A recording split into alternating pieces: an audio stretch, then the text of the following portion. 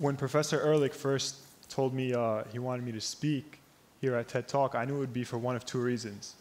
The first being to tell my experience of transitioning from the old facility and from being an independent basketball team here, the only independent in the country, to a $100 million facility in the WEC and being in the ASUN.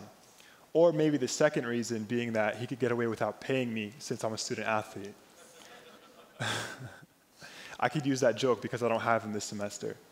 So, but honestly, when I committed to NJIT, I committed to an independent university, meaning that we weren't in a conference. And what that meant is that we weren't necessarily guaranteed anything. We weren't guaranteed anything. You didn't have any guaranteed schedules, any games. You weren't guaranteed a postseason bid, not even an NCAA berth. And you really had a bunch of players on the team that bought into this idea of fighting for an opportunity to play in a conference. And the only way you could really get into a conference is by beating a big team. I remember when I committed, one of our assistant coaches at St. Anthony's was a powerhouse, you know. I played for a Hall of Fame coach with over 1,100 wins. He got an SB his last year of coaching. He was in the Hall of Fame. And I remember one of our assistants said something like, "Oh, Mohamed, he's going to a school in Newark."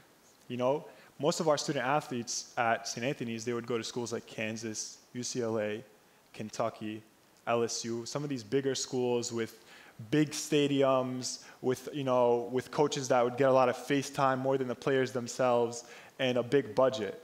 And that wasn't NJIT, not at the time. And after I remember I committed in November, and by December 6th actually, NJIT had just beaten Michigan.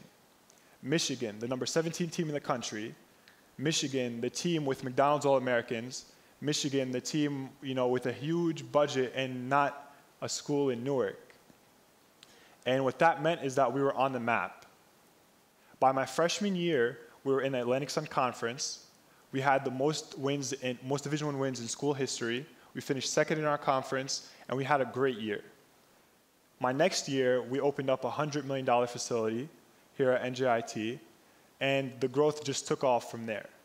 And I'm proud to say that even our season opener on Tuesday, we beat Colgate University, and we're going into our second game against Binghamton tomorrow. And it's honestly been a story of growth overall for NJIT, all around campus. In the School of Management, the program is growing. In the Honors College, the program is growing. Enrollment is growing. The facilities are growing. Everything is growing. And it's really interesting to go from when I committed, because I remember when I committed in 2014, NJIT was a school that was just transferring from Division II to Division I. In 2007, NJIT was 0-29. It was a hard pill to swallow that year.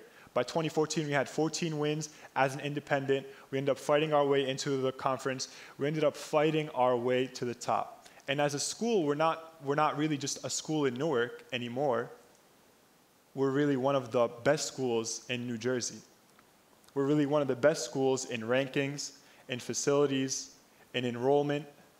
And what that really is it's really a story of growth and self-improvement. And the message I really wanted to bring everyone today is that we all have a story of growth and self-improvement. That's my message. Thank you for having me.